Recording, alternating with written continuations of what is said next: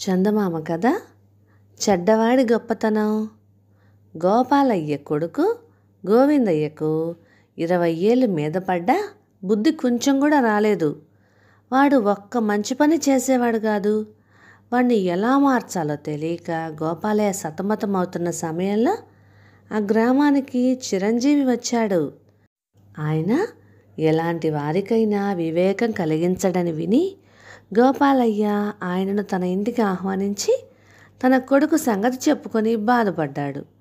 చిరంజీవి గోవిందయ్యను పిలిపించి వాడి వంక కొద్ది క్షణాలు తీక్షణంగా చూసి, అనవసరంగా ఎందుకు బాధపడతావు గోపాలయ్య?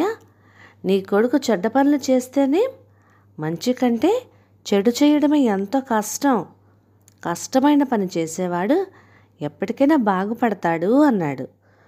గోవిందయ్య తండ్రి వంక నిరసనగా చూసి అదోలా నవ్వి అక్కడి నుంచి వెళ్ళిపోయాడు. గోపాలయ్య నిరాశ చెంది, మీరేదో మా వాడిని దారిలో పెడతారనుకుంటే ఇలా చేశారేమిటి? వాడింకేం బాగుపడతాడు అన్నాడు. అయితే నా మాటల్నే శంకిస్తున్నావన్నమాట అన్నాడు చిరంజీవి చిరుకోపంగా. లేకపోతే తమ బోటి పెద్దలనవలసిన మాటలేనా అవి? మంచి అనిపించుకోవడం కష్టం కానీ చెడు అనిపించుకోవడానికి కష్టపడాల్సిన అవసరం ఏముంది అన్నాడు గోపాలయ్య. ఊరికే అనగానే సరిపోదు.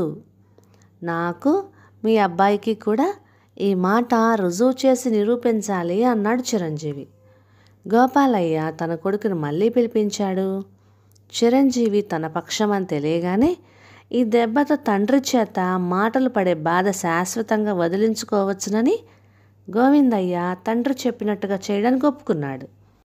ముగ్గురు కలిసి ఊళ్ళోని మోతుబరి రామయ్య ఇంటికి వెళ్ళారు. రామయ్య తన అనుభవాన్ని వారికి చెప్పాడు. ఆయన తన పని వాళ్ళందరినీ ఎంతో ఆదరంతో చూస్తాడని పేరు తెచ్చుకున్నాడు.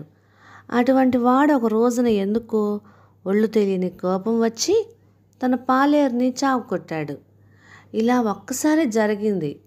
అయినా పని వాళ్ళల్లో ఆయనకు చెడ్డ పేరు వచ్చింది.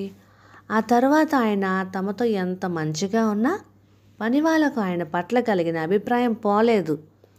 ఎన్ని మంచి పనులు చేసినా ఒక్క చెడ్డ పనితో అవన్నీ తుడిచిపెట్టుకుపోతాయి అన్నాడు రామయ్య. గోపాలయ్య తన కొడుకును చిరంజీవిని వెంట పెట్టుకొని ఇలాంటి వాళ్ళు ఓ ముగ్గురి వద్దకు వెళ్ళాడు. అందరూ రామయ్య చెప్పినట్టే మంచి పేరు తెచ్చుకోవడమే కష్టమని, చెడ్డ పేరు తెచ్చుకోవడం తేలిక అని చెప్పారు. ఇప్పుడేమంటారు అన్నాడు గోపాలయ్య. ఆగు, నా మాటలో నిజం కూడా రుజువు చేస్తాను. ఈ ఊళ్ళో జులాయి వెధవగా పేరు పడ్డవాడు ఒకడు పేరు చెప్పు అన్నాడు చిరంజీవి. ఎవడో ఎందుకు, మావాడే ఉన్నాడు. అయితే వాడు మన వెంటే అఘోరించాడు గనక ఇంకోటి పేరు చెప్తాను. వాడి పేరు చంద్రయ్య అన్నాడు గోపాలయ్య. ముగ్గురు కలిసి తాము ముందు చూసిన రామయ్య వగేరాల వద్దకు వెళ్ళి చంద్రయ్య గురించి వాళ్ళ అభిప్రాయం అడిగారు. వాడు ఒట్టి వెధవండి, వాడి మొహం చూస్తేనే పంచమహాపాతకాలు చుట్టుకుంటాయి అన్నాడు రామయ్య. ఇతరులు ఏకగ్రీవంగా అన్నారు. అప్పుడు ముగ్గురు కలిసి చంద్రయ్య దగ్గరికి వెళ్ళారు. చిరంజీవి వాడితో, ఊరంతా దుర్మార్గుడు అంటున్నారు నిన్ను, ఆ విషయం నీకు తెలుసా అన్నాడు. తెలుసు, ఏ వెధవ ఏమనుకుంటే మాత్రం నాకు లెక్కేంటి అన్నాడు చంద్రయ్య. ముగ్గురు అక్కడి నుండి తిరిగి వస్తున్నప్పుడు దారిలో ఒక బెచ్చగాడు తగిలాడు. చిరంజీవి వాడిని దగ్గరకు పిలిచి, దున్నపోతులా ఉన్నావు, పని చేసుకొని బతకలేవు, ఇలా అడుక్కు తినకపోతే అని అడిగాడు. ఇష్టమైతే బెచ్చం వేయండి, లేకపోతే మానేయండి, అంతేగాని మాటలు అనకండి. నా మానాను నేను అడుక్కుంటున్నానే కానీ చెడ్డ పనులేమీ చేయట్లేదు కదా అన్నాడు బిచ్చగాడు.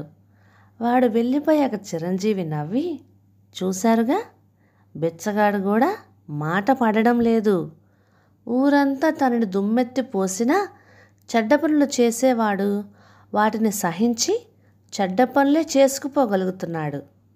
అలాంటి ఓర్పు చెడ్డవాళ్లకు తప్ప ఇంకెవరికి సాధ్యపడదు. అందుకే చెడ్డగా ఉండడం కష్టం అన్నాను. మానవ జన్మ ఎత్తి మానాభిమానాలు వదిలిపెట్టడం కన్నా కష్టమైన పని ఏమున్నది ఈ లోకంలో అన్నాడు. చిరంజీవి అన్న మాటల్లోని వ్యంగ్యం గోపాలయ్యకి అర్థమైంది. గోవిందయ్య కూడా ఆ మాటలకు సిగ్గుతో తల వంచుకున్నాడు. అతను క్రమంగా తన చెడ్డబుద్ధులు వదిలిపెట్టేశాడు. అంతే కదా, మాట వినని వాళ్ళని వాళ్ళ దారిలోకే వెళ్ళి అర్థమయ్యేలా చెప్పి మన దారిలోకి తెచ్చుకోవాలి. కథ సమాప్తం. ఇక ఈ కథ మీకు నచ్చినట్లయితే ఇలాంటి మరెన్నో తెలుగు చిట్టిపొట్టి కథల కోసం please like, share and subscribe to my channel. Thank you.